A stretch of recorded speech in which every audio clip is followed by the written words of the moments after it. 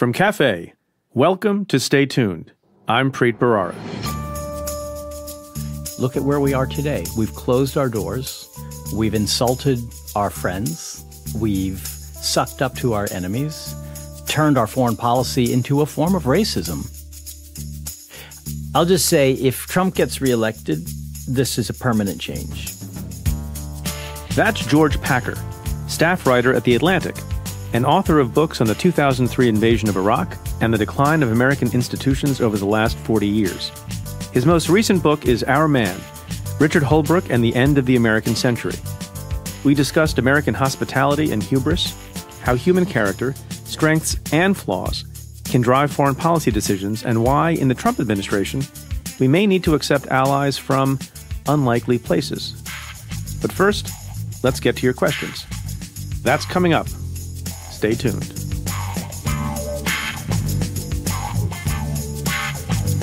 Hey, Stay Tuned listeners. We're taking the Stay Tuned podcast on the road this fall, and I'm excited to announce a new stop. On November 5th, we'll be in Minneapolis, in the great state of Minnesota. Joining me is former marathoner, city councilman, civil rights attorney, son of professional ballet dancers, and now still in his 30s, mayor of the city, Jacob Frey. You're not going to want to miss this rising star. In addition to Minneapolis, I'll be in Atlanta with Sally Yates, in Denver with Shannon Watts, and in Detroit with Attorney General Dana Nessel. To get tickets and details of all these upcoming live shows, head to cafe.com/tour. That's cafe.com/tour. Hope to see you there. Hey, Preet. My name's Tom. I live in Washington, D.C. I'm calling to ask about the difference between a right and something that is legal. For example, Trump recently said that he had the right to release a photo that he tweeted about Iran and a recent explosion in the country. While it is legal for Trump to release that photo, I'm not convinced that it's his right to even question about it being legal, given his responsibilities and duty to office. Thanks. I love your show, Preet. Tom, thanks for your question. It's an interesting distinction that you draw. Probably the better word than right is authority.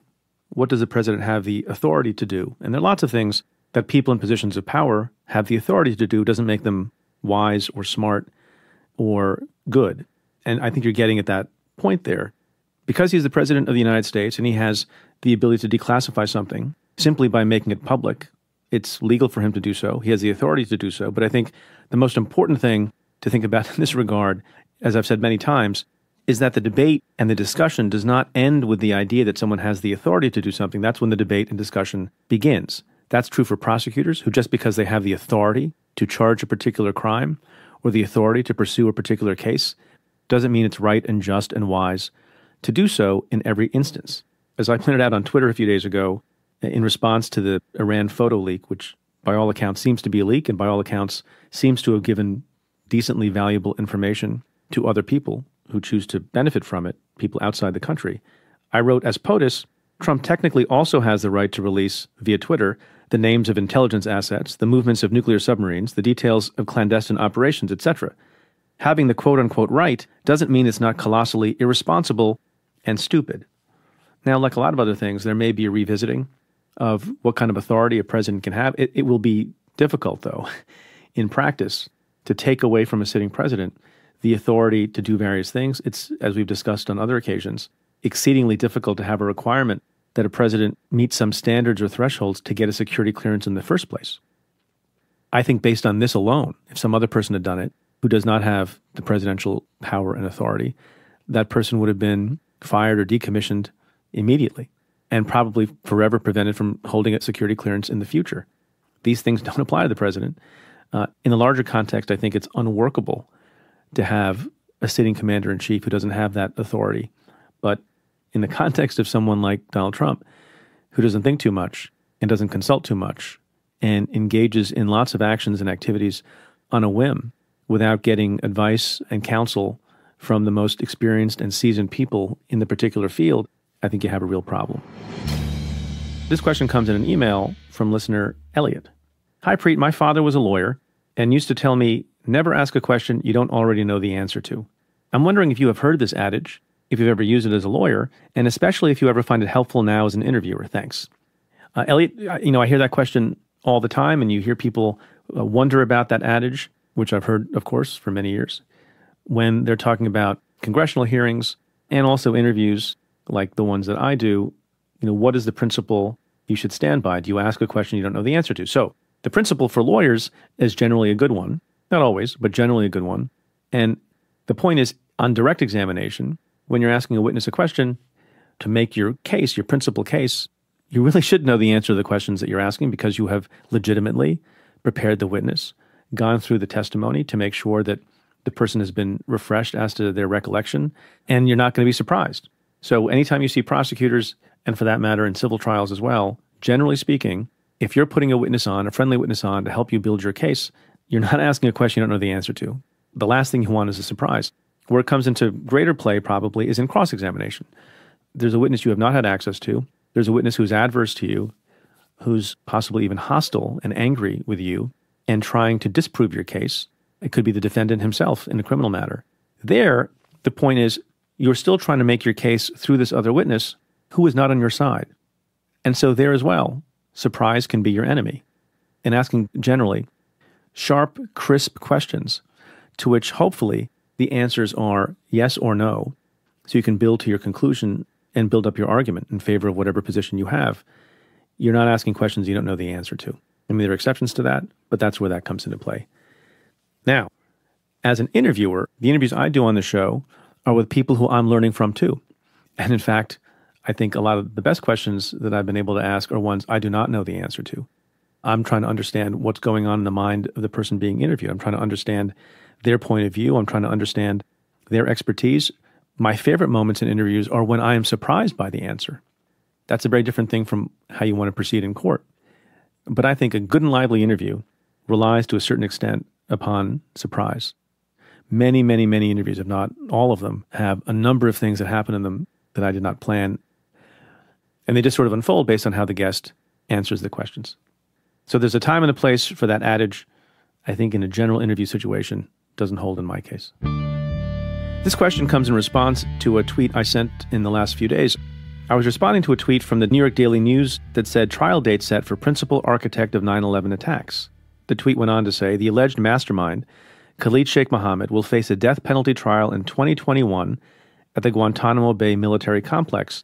And I simply replied, this trial could have happened a decade ago in SDNY. A number of people, including Twitter user Chicago Cat, asked, why didn't it? Well, this seems very recent history to me because I lived through it, but it's maybe ancient history to some others because 10 years have gone by. You may recall that at the beginning of the Obama presidency, there was a lot of discussion about what to do with Khalid Sheikh Mohammed and 4 other co-conspirators who were being kept in Guantanamo Bay, Cuba. The Attorney General at the time, Eric Holder, was charged with the responsibility of making a decision about what forum those individuals should be tried and held accountable for the 9/11 attacks. And the options were civilian court, Article III court as we call it, in the U.S., or a military commission style in Guantanamo Bay, Cuba. And then within the first question, which court, which U.S. Attorney's Office should do the prosecuting. One of the first things that I had the responsibility to do when I became the U.S. Attorney in the late summer of 2009 was, together with the excellent team of terrorism prosecutors in my office, advocate for the trial to happen in Article III court, and more specifically, in the district where the most damage had been done, notably the destruction of the Twin Towers and the killing of 3,000 Americans. There was a lot of back and forth and argument. The Attorney General took it all into account. And one Thursday evening in the middle of November, Attorney General Holder called me personally on the phone and said it was his decision, based on all the circumstances, that the most right, efficient, and just place for KSM and his cohorts to be charged and tried was the Southern District of New York, and that's where the trial would take place. We'd be conducting the trial co-equally with prosecutors from the U.S. Attorney's Office in the Eastern District of Virginia, led by my friend Neil McBride at the time. And that seemed to be all well and done. So why didn't it happen? Well, a lot of people have a lot of different reasons and a lot of different analyses, but in short, over a period of several months that included the time when the underwear bomber, the famous underwear bomber, a guy named Abdul Muttalib, flew into the Detroit airport with a bomb in his underwear. Some people, I think, became concerned about security issues surrounding a trial in Lower Manhattan.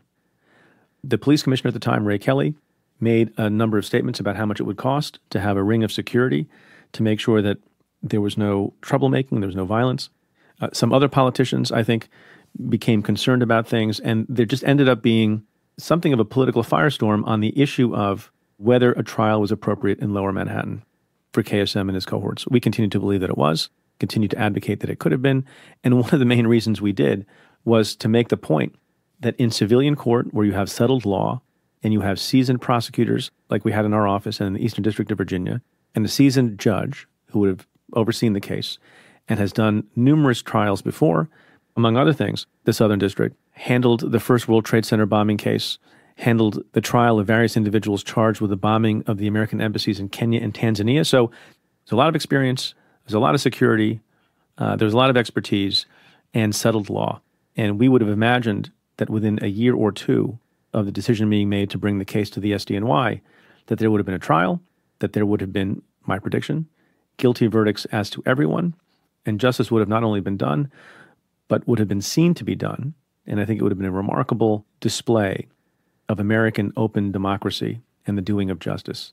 And the concern was, when we made the arguments and advocated for a civilian trial, you have unsettled law and all sorts of other legal issues I don't have time to go into here, but maybe in the future we can, where a military commission would get bogged down.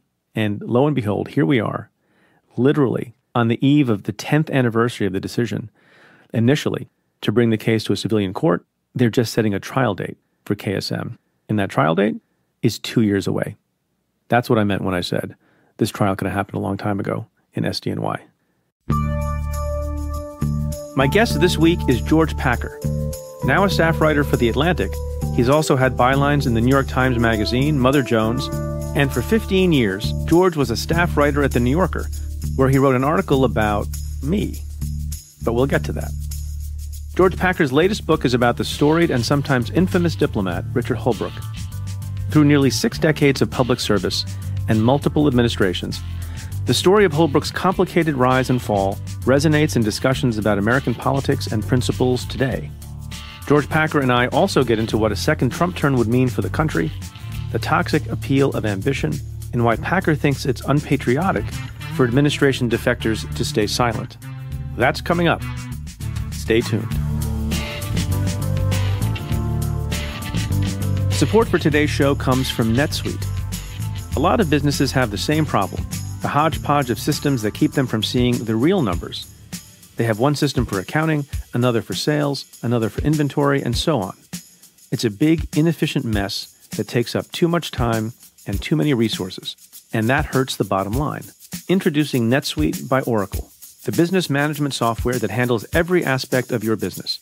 It's an easy-to-use cloud platform that gives you the visibility and control you need to grow. With Netsuite, you save time and money by managing sales, finance and accounting, orders, and HR instantly, right from your desktop or phone. That's why Netsuite is the world's #1 cloud business system. And right now, Netsuite is offering you valuable insights with a free guide, 7 key strategies to grow your profits at netsuite.com/Preet. That's netsuite.com/Preet to download your free guide, 7 key strategies to grow your profits. Go now to netsuite.com/Preet. Stay tuned is supported by SimpliSafe. We spend a lot of time on the show talking about national security, but what about home security? Finding the right home security system can be tough, maybe because most companies don't make it easy, but that's why we have SimpliSafe. SimpliSafe protects every door, window, and room with 24/7 professional monitoring for just a fraction of the cost. Plus, they've won a ton of awards, from CNET to the New York Times Wirecutter. One thing that truly sets SimpliSafe apart is their video verification technology. When other home security systems are triggered, police might assume it's a false alarm, and the call goes to the bottom of the list. But not with SimpliSafe.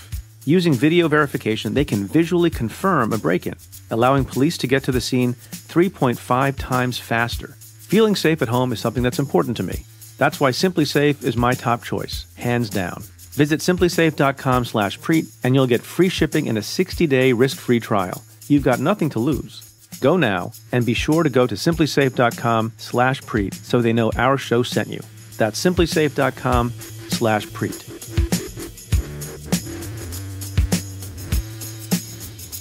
George Packer, welcome to the show. Great to be with you, Preet. Congratulations on your book, the latest of many books, as we were discussing just before we started recording. This book, our man, Richard Holbrooke and the End of the American Century. Great cover. We're talking about that also. It looks like kind of like a movie poster. Yeah, my idea was this should look fun to read because I think it is fun to read. It is. And it has a vintage feel and maybe a little bit novelistic. So why look like a boring political book if I didn't set out to write a boring political book? I should say a couple of things off the bat. One is we share a publisher, the great Knopf Publishing House. So the second disclosure I should make is we've known each other for a while. When I was U.S. attorney, you wrote a profile of the office, me, and one of the people that we were prosecuting, Raj Rajaratnam, who was a massive insider trading defendant, convicted at trial. And it was very good, and you're a terrific writer. You are good at descriptive writing as well. But there's one sentence, and I warned you that I was going to ask you about this at the risk of being self-referential at the beginning of this interview. You wrote the following sentence in June of 2011. Quote, "The prominent curve of Bharara's nose." When you begin with like a reference to my nose, my antennae are going to be Go up. on. So the prominent curve of Bharara's nose and his striking pale green eyes give him an unsettling falconine gaze. What? So can you explain yourself? Because you should know that caused me quite a bit of grief in the office with Photoshop. So I was annually depicted as some kind of weird Birdman because of your sentence. Falconine. See, I have no memory of that word. I don't know that word. I think that really? word was added at the last minute by an editor.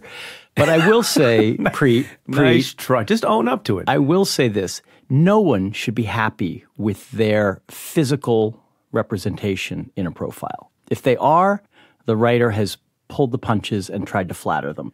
Because all of us hate the way we are described as looking, and we should. Okay, fine. I wasn't going to dwell on this, but I don't know if you've had the occasion to interview a model, male or female, or a famous movie star who's fairly unflawed physically. Like, what is the correct way for a writer to describe such a person? Well, first of all, I don't write about those people, but if I did, I would not try to capture their objective screen appearance, but rather what is the psychic feeling you get from the way they look.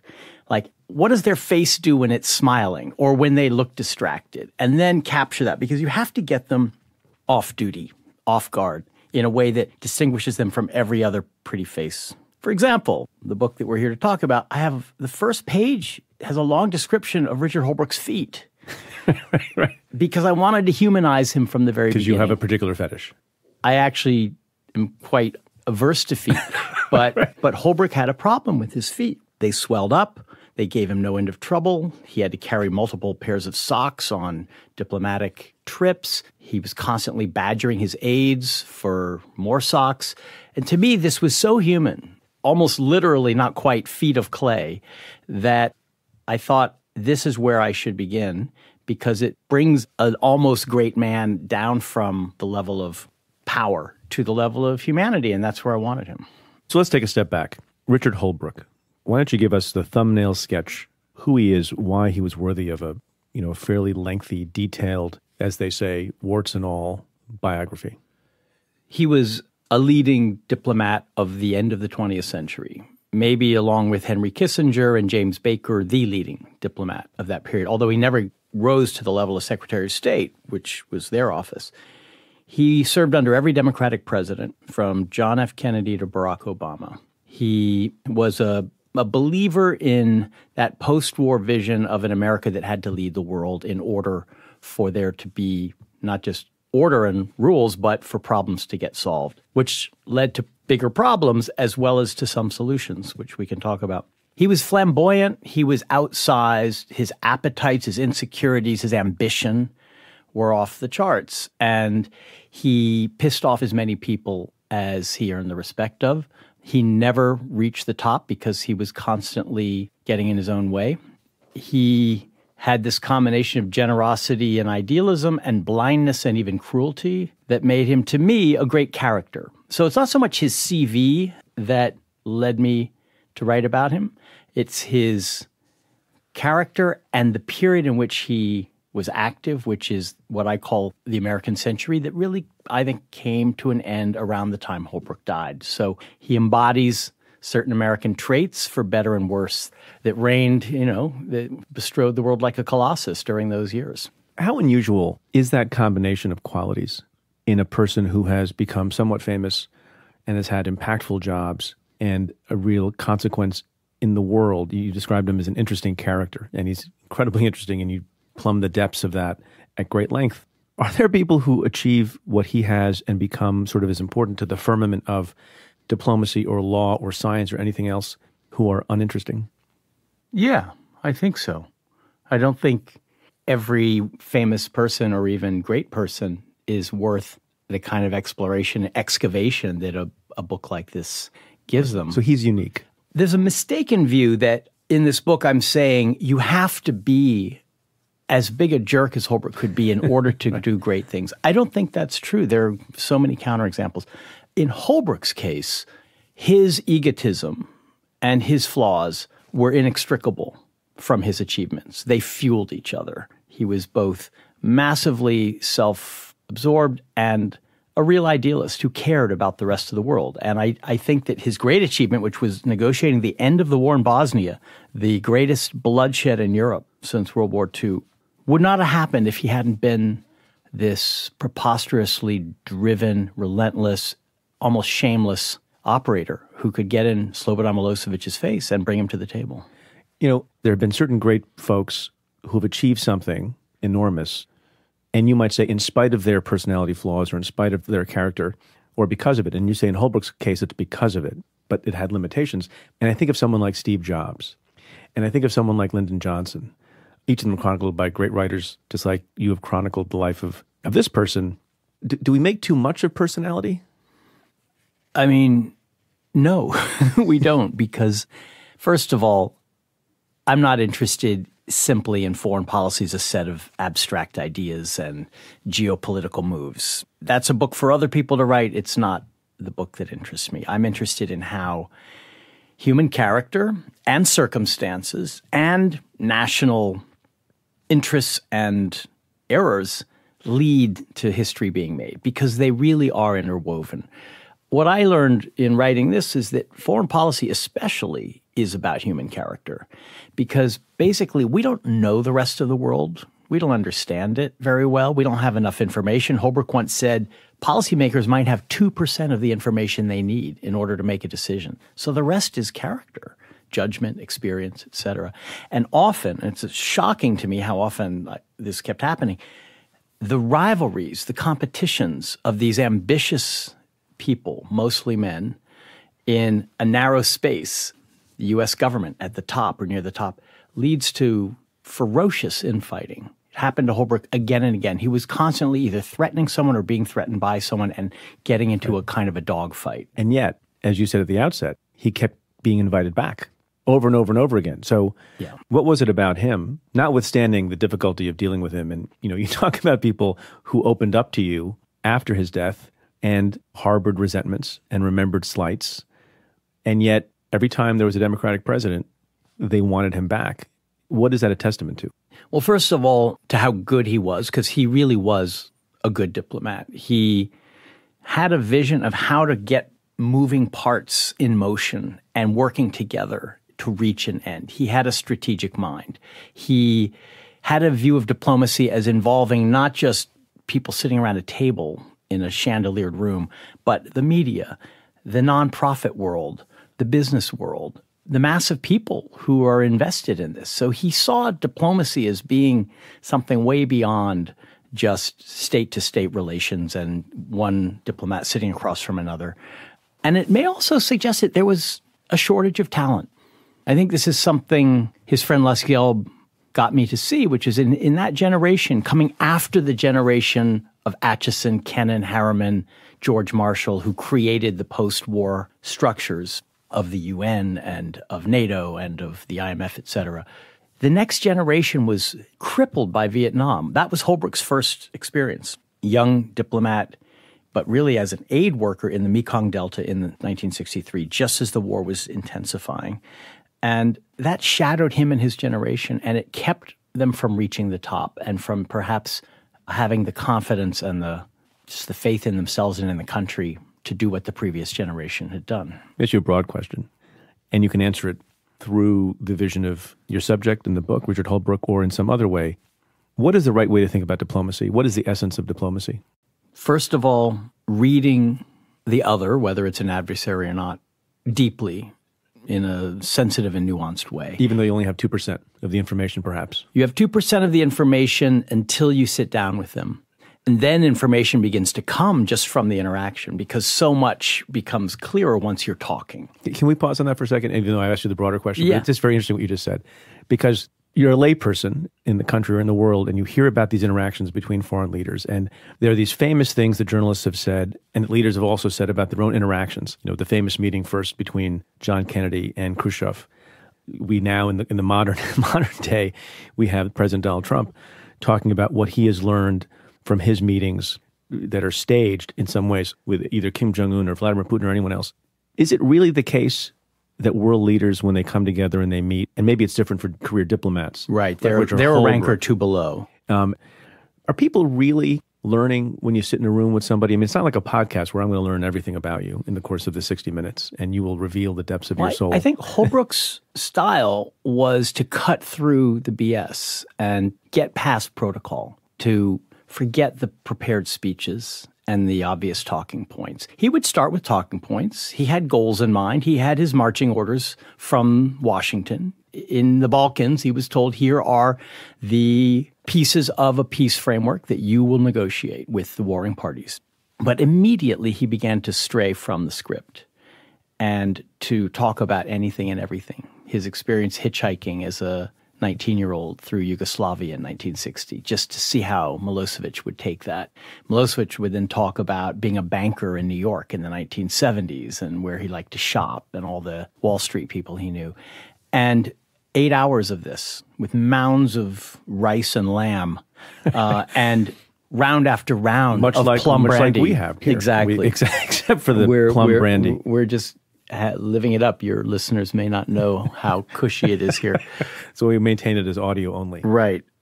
All of that is information beyond that 2%, and a sense of where this person's weaknesses, where are their political blind spots or their political pressures, what are they facing at home that we don't understand that we need to figure out in order to see how far we can take this.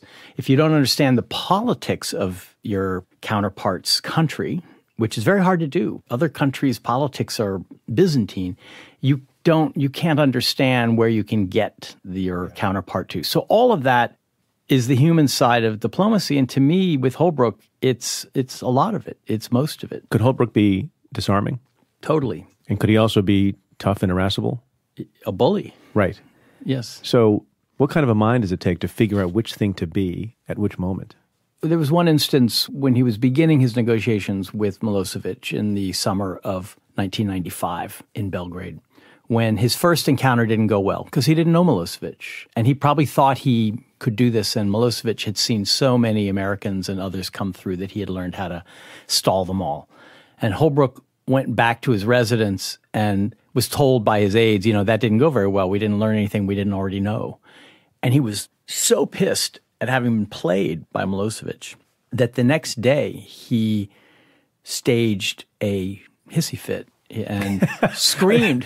He staged a hissy fit. He did. It wasn't authentic. Yeah. He wasn't expressing molten rage. He was letting Milosevic know, you played me yesterday, you're not going to play me again. I'm not going to be another of these polite diplomats who gets nothing out of this endless talking. You're going to come to the United States to negotiate the end of this war, or we're going to crush you with sanctions and bombs. So that got Milosevic's attention. People overplay perhaps this side of Holbrooke. There was actually a word in Serbian, Holbrooke, which means to get your way by sheer brute force.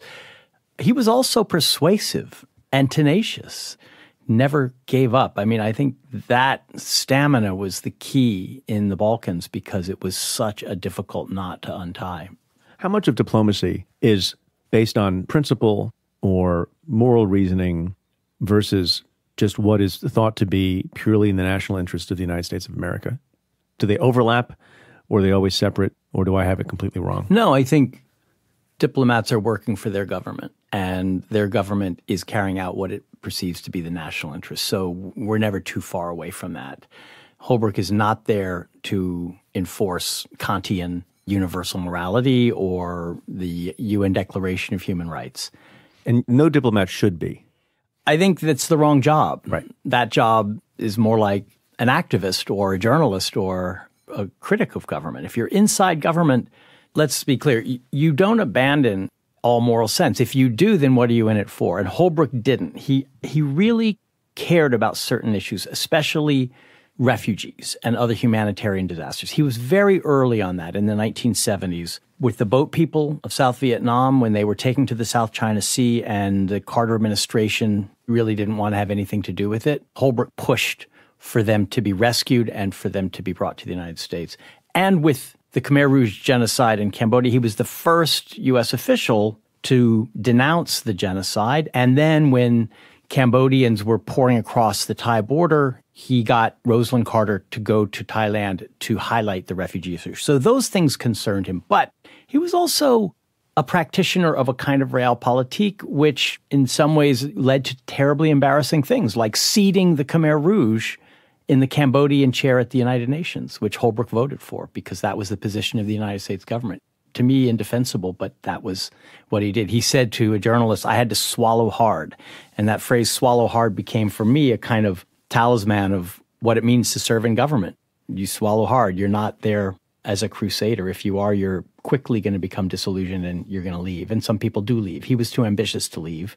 So he compromised these principles often in order to stick around and continue to be powerful. And that's a recurring theme in the book, this illusion some people have that as long as they're on the inside, they can be effective. But as soon as they compromise themselves and leave, they've lost their effectiveness. Whereas you can spend your entire life on the inside and never be effective because you haven't been able to raise your voice in a way that made a difference. These two examples you gave about Holbrooke caring about principle and decency and morality, both with respect to refugees from Vietnam and the situation in Cambodia. I think about current events now. Was his strong feeling about those things purely a matter of morality, or was there also some strategic and strategically articulable basis for it? Part two of the question is, how would he think about refugee issues if he were alive today? Because they occupy not just the minds and conversations of people who are involved in that business, but the president talks about it at rallies, and you have average Americans wondering, what is our role in the world with respect to accepting refugees? Because it seems that the view of America in its official foreign policy has changed dramatically.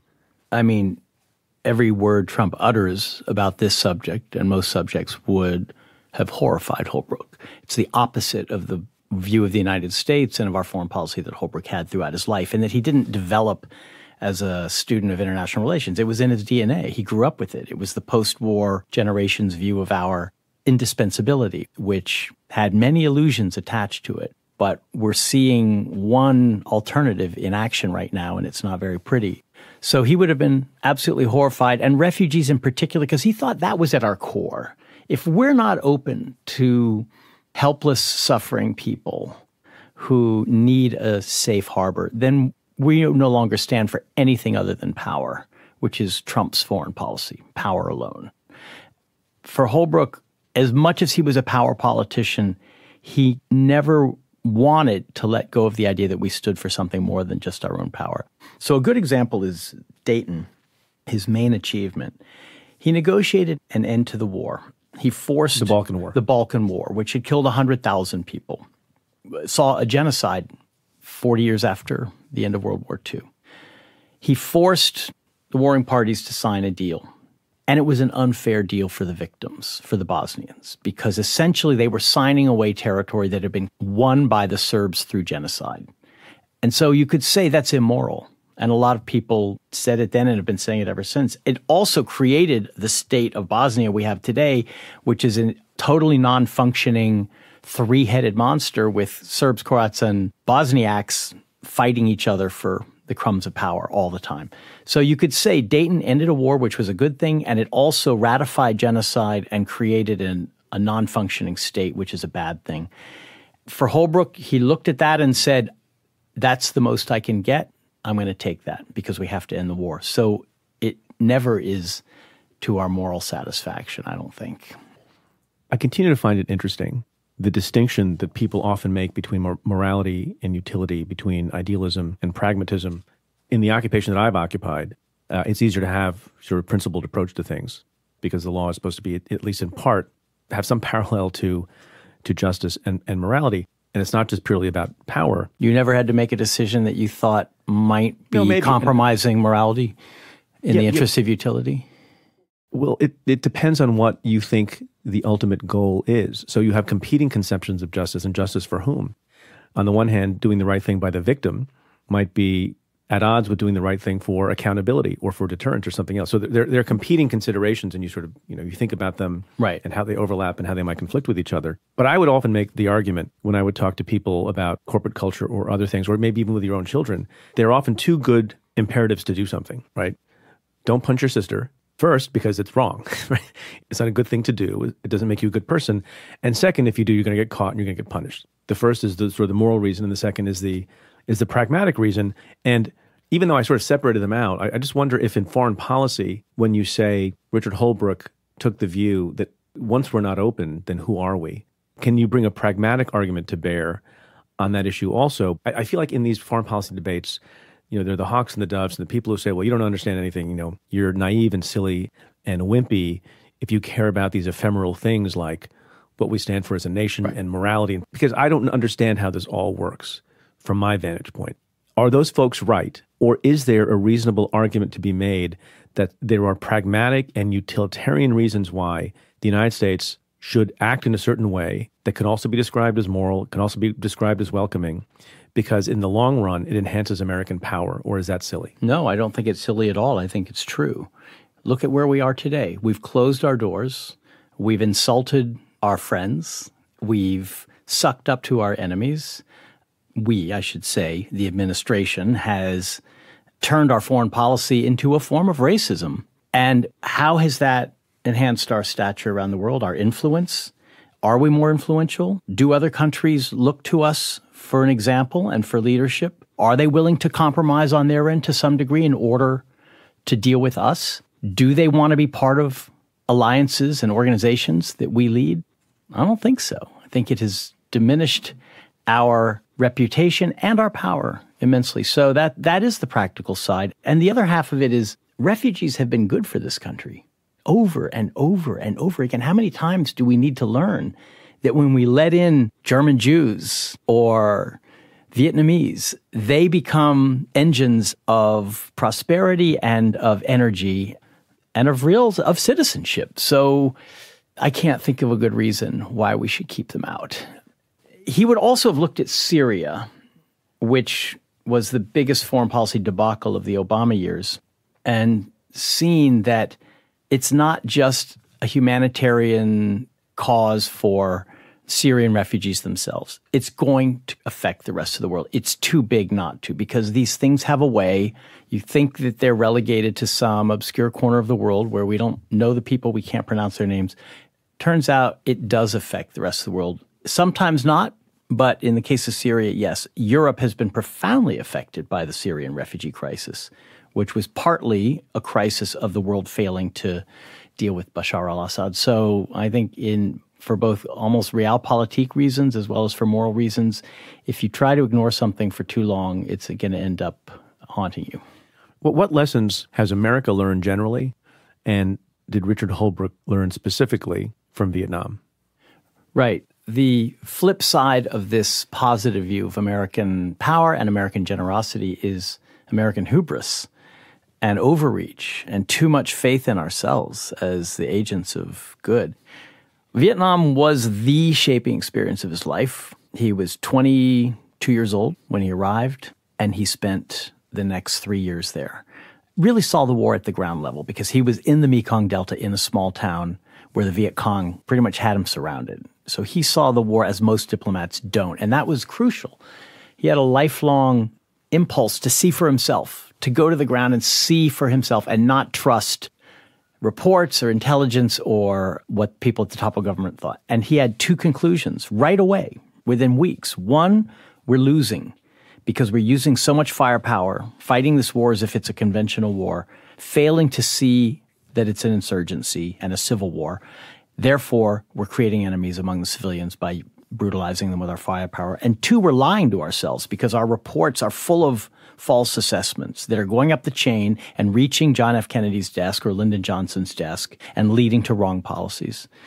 And those two things, the sense that we can't militarize our foreign policy or we'll end up failing, and that we have to tell the truth or else we will also fail. They never really left him. I mean, you could point to times when he himself was guilty of those same mistakes, but those early experiences were seared into him by Vietnam, and I think they made him a better diplomat. You've said a couple of times that part of his personality, Richard Holbrooke's personality and character, held him back from reaching the quintessential job to which he aspired, Secretary of State. Would he have made a decent Secretary of State? Was it just he was held back from that appointment because of his personality and character? Well, he thought that reaching his life's dream would have somehow gotten rid of all the little flaws that were holding him back. He would have been liberated to be a better person. I think that's false, because we remain ourselves no matter where we go, including the 7th floor of the State Department. In 1996, he had just negotiated the end of the Bosnian War and was at the peak of his prestige. And Bill Clinton was trying to decide who to name for Secretary of State for his second term. And it was going to be Holbrooke or Madeleine Albright. Clinton saw many good things in Holbrooke, but he said to Al Gore, I don't think he has the self-awareness to keep his relationships from becoming toxic. And that was an astute observation. Which relationships was he talking about? Everyone around him, with his colleagues. Because in the first Clinton term, and it's all there in Holbrooke's recorded diaries, which I have used because I had access to all his papers for this book, it's a shocking display of envy and spite and bureaucratic warfare that never ends. It seems far more preoccupying and intense than the war in Bosnia that he is supposed to be working on. The war with the National Security Council is the real war that is consuming his days. So Clinton saw him clearly, and I don't think that would have ended if he'd become Secretary of State. I think he probably would have continued to make enemies, and maybe more, because he would have crushed so many people in his march to greatness. This man had a almost demonic restlessness in him that I don't think could have been satisfied by anything. It wasn't satisfied by the end of the war in Bosnia. He then had to campaign for the Nobel Peace Prize. He went to Oslo several times to... How do you do that, by the way? You just chat up the secretary of the Nobel Committee. Oh, I happened to be in Oslo. I was wondering if you wanted to have coffee. And it turned out they actually don't like that, and it may have even cost him the Nobel Peace Prize. You cannot lobby for yourself. Right. So I think it would not have ended well, and his life didn't end well. The last phase of his life, he was working for Barack Obama on Afghanistan. That was his last assignment, and maybe his hardest. Obama disliked him pretty intensely, found him long-winded, flattering, conceited, taking up way too much room, and too much drama. Drama. No drama, Obama. Yeah. So he tried to keep Holbrooke out of airplanes that he was on and out of meetings, and eventually tried to fire him until Hillary Clinton, who was Holbrooke's only real friend and supporter in that administration, said, over my objections. So Obama kept him, but he never used him the way he could have, because Holbrooke was such an annoying presence. In so many ways, the opposite of not just Obama's temperament, but his way of seeing the world, because Obama was scaling things back and Holbrooke was always looking for more. So Holbrooke died unrealized in his last job, unable to even get a meeting with this president whose trust he so desperately wanted. He just really wanted to have a good relationship with Barack Obama, and Obama wouldn't see him. David Axelrod let Holbrooke know on his last morning, he's not going to see you. And then he goes to Hillary Clinton's office for a previously scheduled meeting, and immediately his aorta tears. And that is essentially the end of his life in the office he had always wanted to occupy. So I don't think Holbrooke would have ever stopped being Holbrooke. He was himself to the very end, even in the ambulance to the hospital. He was giving orders to his aides, saying, are you writing down my every witticism? Asking him to take notes, telling him who to contact. Are you writing down my every witticism? Yeah. Do you think when Reagan was shot and going to the hospital, did he make sure his aides were writing down his many witticisms? I think people like Reagan were more deft. They did it without being so obvious. Holbrooke was, the thing about Holbrooke was he was so obvious. He couldn't control it. He didn't know how to be smooth. He was rough, which is something I like about him, as well as something that's often appalling about him. You kind of know what you're getting. You do, and you almost feel sympathetic, because all of us have a child in us who wants to say something or wants to yell or complain, and we try to control it. And Holbrooke didn't control it very well. Part of what makes the book great in your writing about Holbrooke so great is to learn about people dealing with difficult situations. And all sorts of timeless questions are presented that I think about all the time in different contexts. And one of them is, what is the proper way to regulate ambition? I mean, I think ambition is good. I think ambition is great. I want my kids to be ambitious. I want them to be ambitious for themselves, for their community, for their country, and often those things overlap. And if you're a good and decent person, in my view, you have good and decent goals for yourself, whether it's in medicine or law or writing or teaching or whatever it may be. It also will inure to the benefit of your community, hopefully. All true. That's not a book I want to read, though. No, but yes, of course. Right. My question, though, is, do you have advice to people who are ambitious based on the deep study you have done of Richard Holbrooke and how his unending ambition, in some ways, maybe I'm not characterizing this right, caused him to die the way he did and not to achieve some of the things he wanted to achieve? I want you to do a meditation, George, on ambition in the proper way. This is the farthest thing from the motive I have when I write a book, is to teach my readers lessons in how to be human. Well, Tony Lake, who was Holbrooke's best friend in Vietnam, tennis partner and buddy in the early years of his time in the Foreign Service, and became his enemy because of a personal betrayal and other things. Their mutual hatred had real effects during the Bosnian years because they were working at the top of the government on Bosnia. Lake said to his students at Georgetown, who asked, how do you become Secretary of State? How do you get there? Lake never did. He was National Security Advisor, not Secretary of State. But they asked him, how do you become Secretary of State? And he said, well, if you spend your life eating turds in order to become Secretary of State, people might not want you to be Secretary of State because they don't like someone who's eating turds all the time. And if you do get there, you'll find out that you're not happy. And I think that not happy is kind of key here, because this is in some ways a tragicomic story. Holbrooke has great comic qualities. He is larger than life. He is constantly breaking the rules and getting into trouble and getting out of trouble. And there's a lot of Rabelaisian life in his story. But in the end, it's a sad story, maybe even a tragic story. And it's partly because he was not happy. And why was he not happy? Because maybe ambition as a ferocious force doesn't lead to happiness. If there's something else, not just the goals you have with your ambition, but a sense of life that is separate from your ambition, so that when your ambition fails, as ambition always does, I mean, we never really quite get there. Like family, yes, or music, yes, or painting, or yes, something. Yes. He couldn't be alone. He couldn't look inward. He had an utter blindness about himself, which really cost him at the end because he didn't understand why Barack Obama was reacting to him that way. He was a bad father. He was often a bad husband. And he lost friends as well as keeping some friends. It's not all one side or the other. There's people who loved him and still love him. But I would say there was an unhappiness at the heart of it. And that might have something to do with an ambition that isn't in some way tempered by other things that one wants in life. And that's the end of my career as a self-help writer, because it's not what I wanted to do. You did a pretty good job there. Last question about Richard Holbrooke, and I want to talk about the modern era.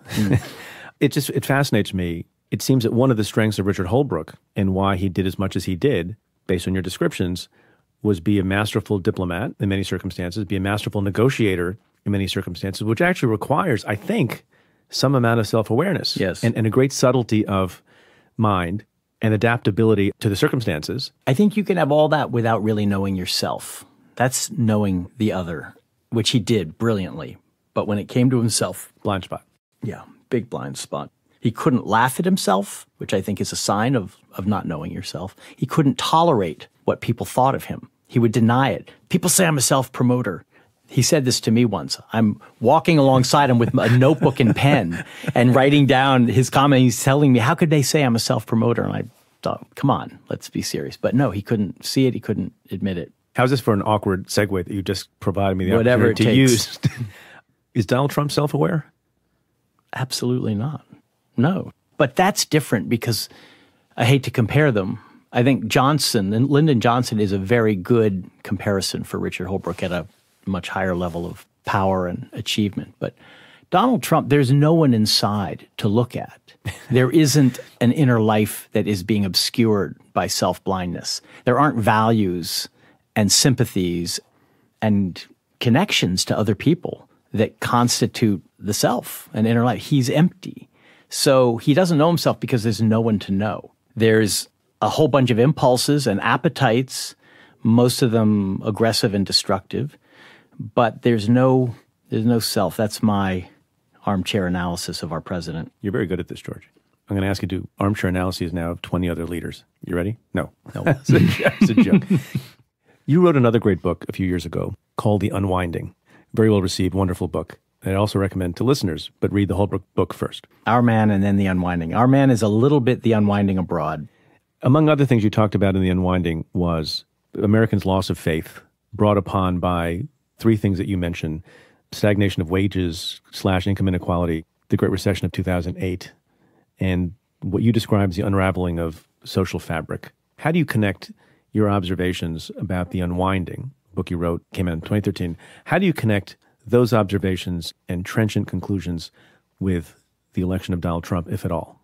So I did not predict Trump. I looked at the polls and thought he's going to lose, like so many other people. But I do think The Unwinding described the landscape, portrayed the country in which Trump could ascend to the presidency, because it was a portrait of an unraveling social fabric, as you said, where people's connections to institutions like political parties and job security and schools and the media had been severed. I was in parts of the country that weren't doing well and that the media weren't paying much attention to, like rural North Carolina and Youngstown, Ohio, and Tampa Bay.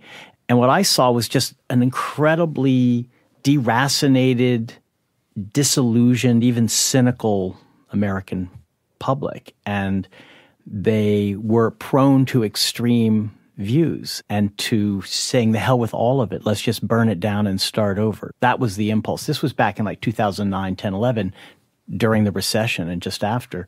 That led to the Tea Party. It led to Occupy Wall Street. But I think it also led to Donald Trump, because he could not have been elected in a country where people still had some basic confidence that democratic institutions served them, that the system could work for them, and that, in a way, who you were elected mattered.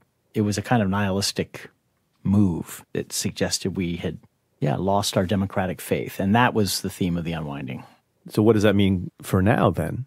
Is there a way to unwind the unwinding? That's hard. I'll just say, if Trump gets reelected, this is a permanent change.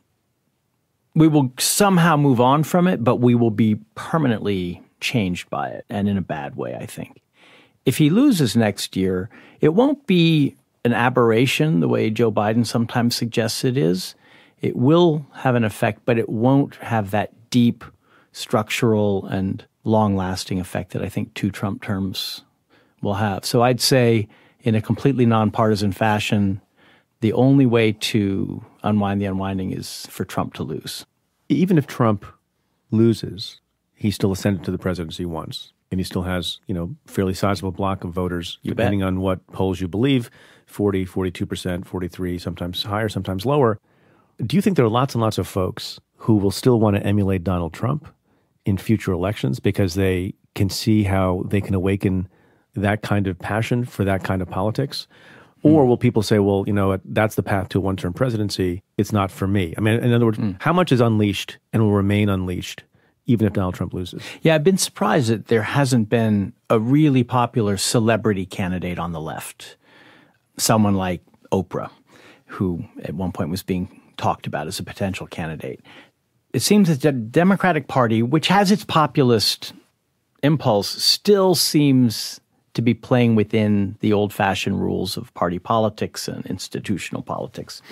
If Trump gets reelected, I think the Democratic Party is going to begin to show signs of the same nihilism that the Republican Party has shown for many years now, because the alternative hasn't worked and has led to 2 terms of a man who should never have been anywhere near the White House. So, I think this next election is everything. There's a lot that people say about Trump, both about his policies and also his rhetoric, and I tend to view those not as distinct things. And you wrote something very interesting. Quote, Trump doesn't create anything new. He amplifies existing bigotry and vulgarity by getting rid of taboos. He takes language that's already popular at the level of talk radio, reality TV, social media, and sports bars and uses it at the highest level of power. What were the taboos? What are they, and what will they be? I mean, calling for your opponent to be put in jail was a taboo. Threatening democratic countries because they won't sell us part of their territory was a taboo. It wouldn't have even occurred to any other president.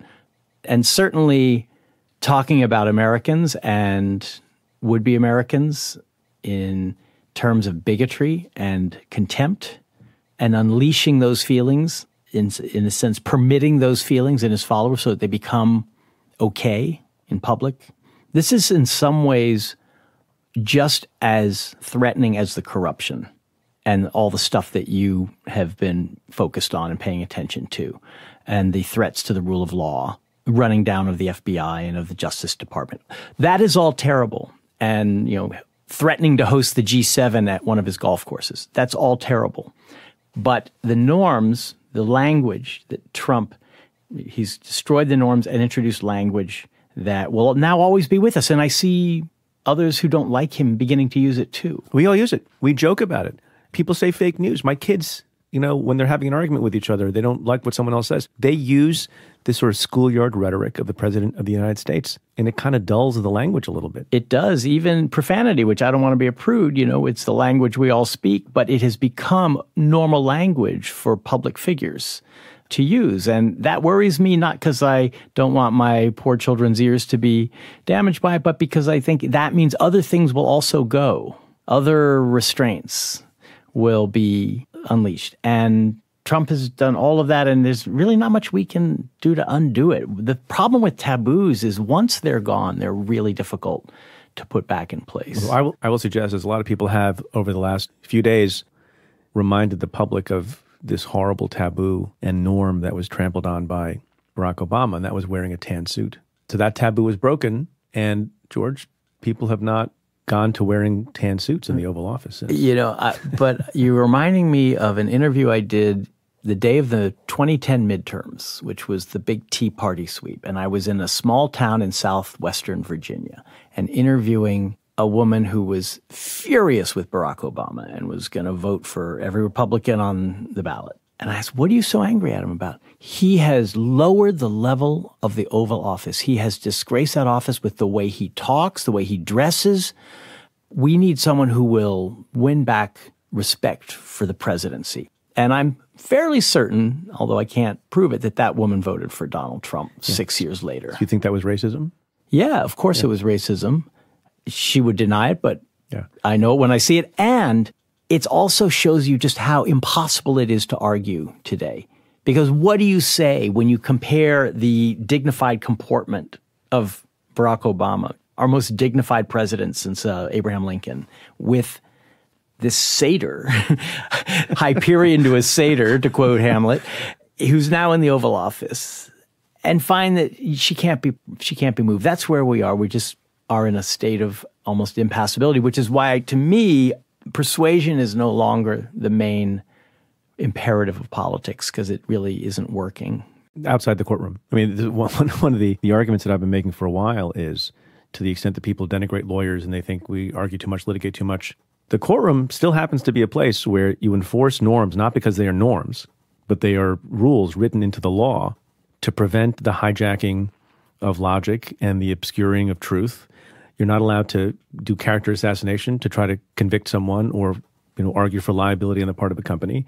You're not allowed to hide from the arguments. If you fail to respond to an argument, the jury will draw an inference that the other side is screwing. All those things that happen in the public square, you can't do in a well-run courtroom. So do you think the courts have been insulated from all of this? No, I think there's, I think the founding fathers were smart in various ways, not in other ways, but one that we're seeing borne out now is life tenure for federal district court judges and appellate judges is good. And it's a little bit harder to intimidate somebody when you have life tenure. And that separation between the branches, I think, affects a lot. I think the judiciary is changing in a way that, a lot of people don't like, myself included, both in terms of lack of diversity and also in terms of ideological swing a little too far. But, as far as institutions go in our government, And outside the government, the courts are doing better than most, actually. It's interesting because when Trump took over and we all were wondering, how are institutions going to hold up? Are they all going to collapse? Because it seems like the federal government has collapsed with remarkable speed. And the Congress and the Republican Congress's willingness to resist him was never there from the beginning. So where's it going to come from? And I'd say two places, the courts and journalists, who have not been perfect by any means, but who've continued to apply pressure and to dig and to find facts. It may not matter because people's minds are made up, but they're still doing it. It's something just occurred to me to ask you about, but it's something that I think a lot of people have been struggling with. So obviously the entire left is opposed to Donald Trump. You have these group of people, the never-Trumpers, who didn't like Trump during the campaign. And then you have these people, these new people who are sort of celebrity folks, like Anthony Scaramucci, dare I say his name on the podcast, and a one-term congressman named Joe Walsh. And there seems to be a little bit of an argument on the part of people who don't want the president to win re-election. Do you welcome their changed view or ostensibly changed view about the president? And do you welcome Joe Walsh's primary challenge and Anthony Scaramucci and other people like that, because they will open the floodgates to other people who once upon a time all they did was praise Donald Trump, make excuses for Donald Trump, normalize Donald Trump, and that helps the ultimate cause that these people believe in, which is the defeat of the president? Or do you think to yourself, God, what have we come to, that this is the kind of person I need to root for? And I'm speaking in particular about Joe Walsh, who has said very, very terrible things that he's now on an apology tour for.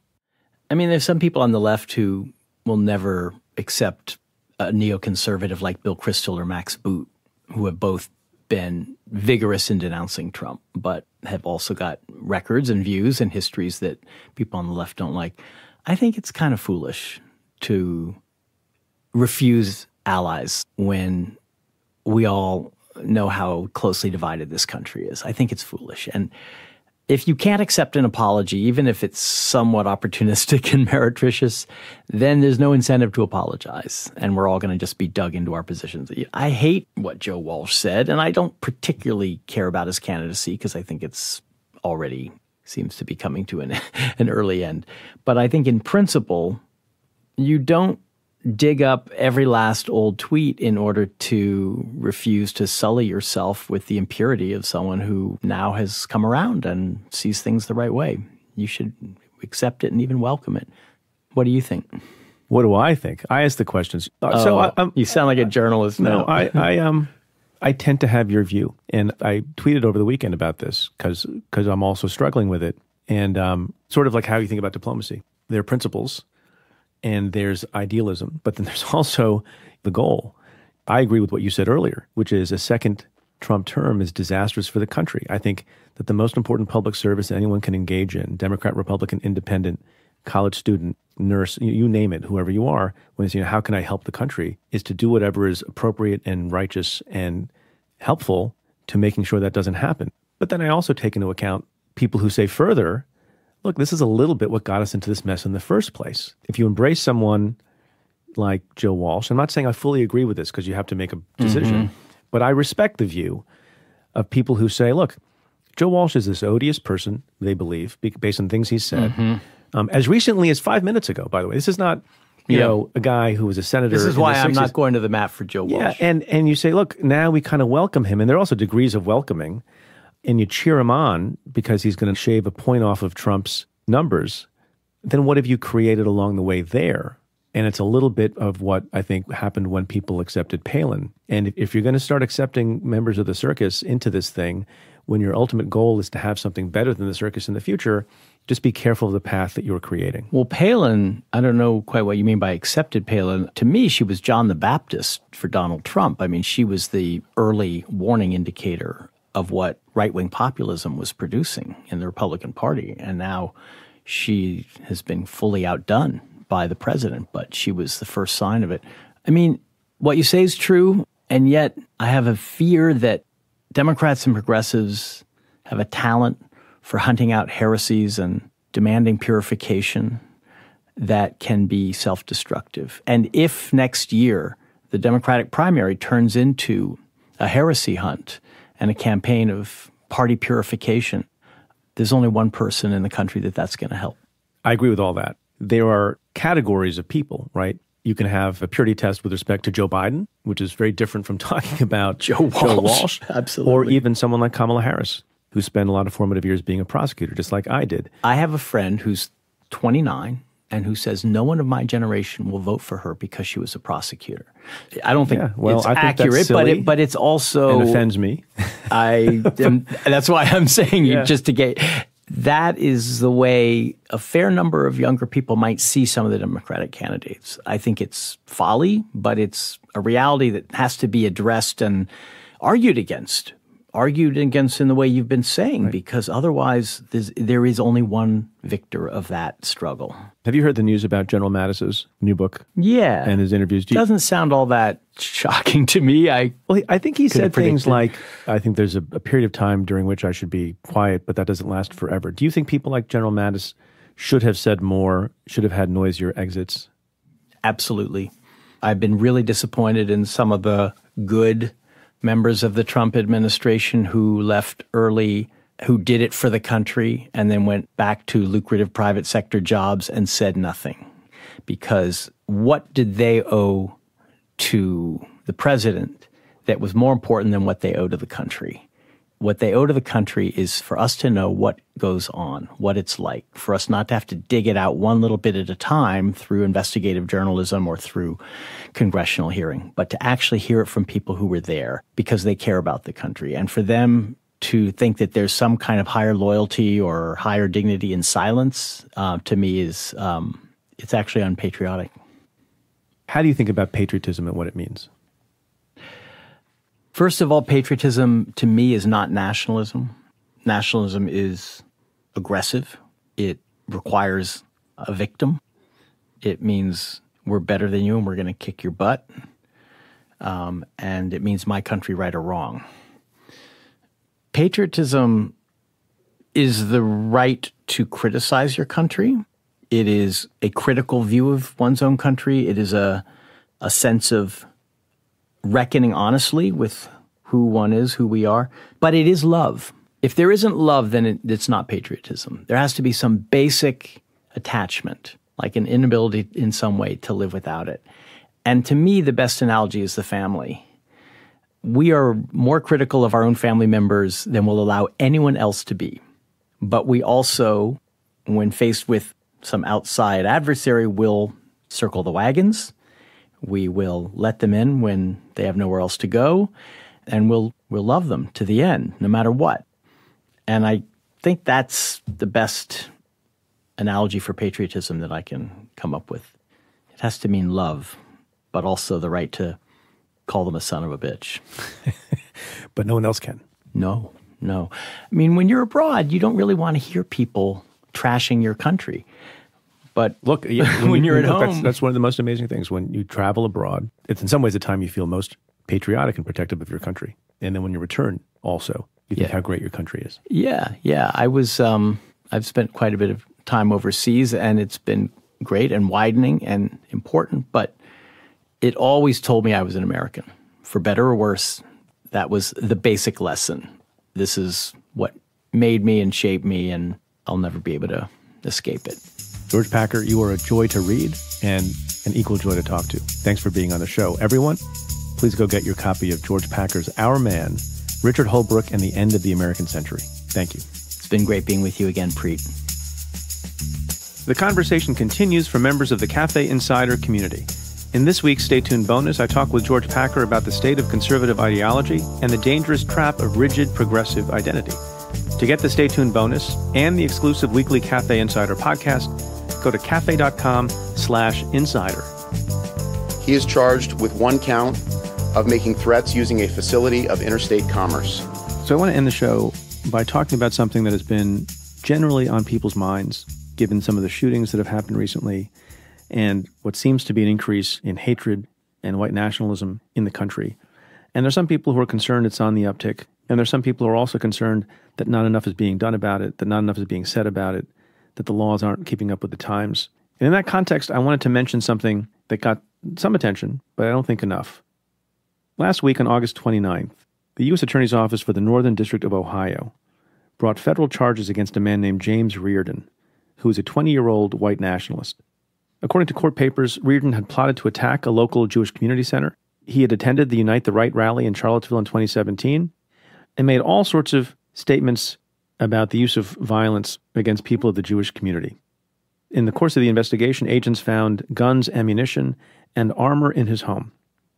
And the U.S. Attorney's Office charged this would-be domestic terrorist. James Reardon, of course, is presumed innocent, and his case will unfold in court. But the fact that you have an office taking this seriously, I think, is a good thing.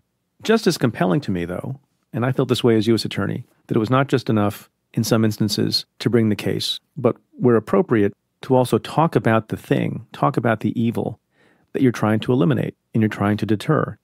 And in this instance, the sitting U.S. Attorney, Justin Herdman, made somewhat extended remarks in addition to announcing the charges last week. They've gotten a bit of praise, and that's for good reason. U.S. Attorney Herdman said this, "Now let me speak generally to those who are advocates for white supremacy or white nationalism. I am talking directly to you. The Constitution protects your right to speak, your right to think, and your right to believe. If you want to waste the blessings of liberty by going down a path of hatred and failed ideologies, that is your choice. Democracy allows you to test those ideas in the public forum. If you want to submit your beliefs to the American people and get their reaction, please be my guest. Keep this in mind, though. Thousands and thousands of young Americans already voted with their lives to ensure that this same message of intolerance, death, and destruction would not prevail.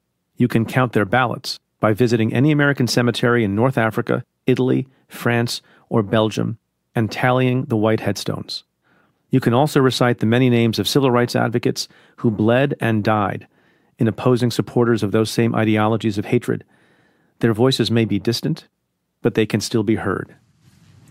What you don't have, though, is the right to take out your frustration at failure in the political arena by resorting to violence.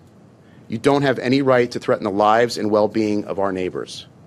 They have an absolute, God-given, and inalienable right to live peacefully, to worship as they please, to be free from fear that they may become a target simply because of the color of their skin, the country of their birth, or the form of their prayer. The U.S. Attorney went on to say, quote, "Threatening to kill Jewish people, gunning down innocent Latinos on a weekend shopping trip, planning and plotting to perpetrate murders in the name of a nonsense racial theory, sitting to pray with God-fearing people who you execute moments later. Those actions don't make you soldiers, they make you criminals. Law enforcement doesn't go to war with cowards who break the law. We arrest them and send them to prison." I applaud the U.S. Attorney's Office for the Northern District of Ohio for its commitment to combating white nationalism, and I especially commend the U.S. Attorney, whose morally clear voice and obvious dedication to the issue is something that is welcome words, I think, to all of our ears, especially at times like this.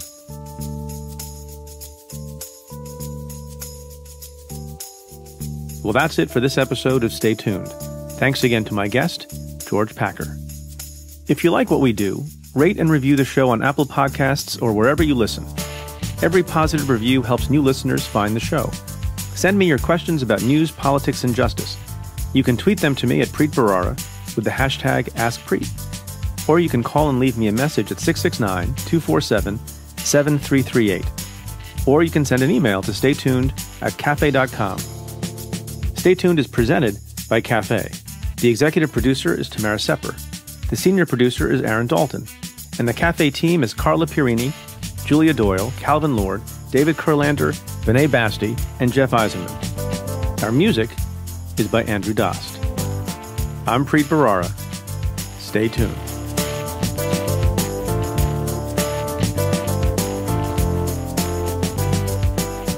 Stay Tuned is supported by Quartz. Quartz provides coverage of the global economy with topics and questions of importance to today's business professionals. There's no shortage of news today, but what should you be paying attention to? That's where Quartz comes in. With a Quartz membership, you'll be part of a community for the new generation of global business leaders and get access to members-only articles like their deep dive on the evolution of the micro-influencer economy. To get 25% off your first-year membership, go to qz.com, click Become a Member, and enter my code PREET at checkout. That's qz.com, click Become a Member, enter code PREET for 25% off your first year of membership. Hey, Stay Tuned listeners. This fall, Stay Tuned is going back on the road. Denver, Atlanta, Minneapolis, and Detroit. Head to cafe.com/tour now for tickets. That's cafe.com/tour. Hope to see you there.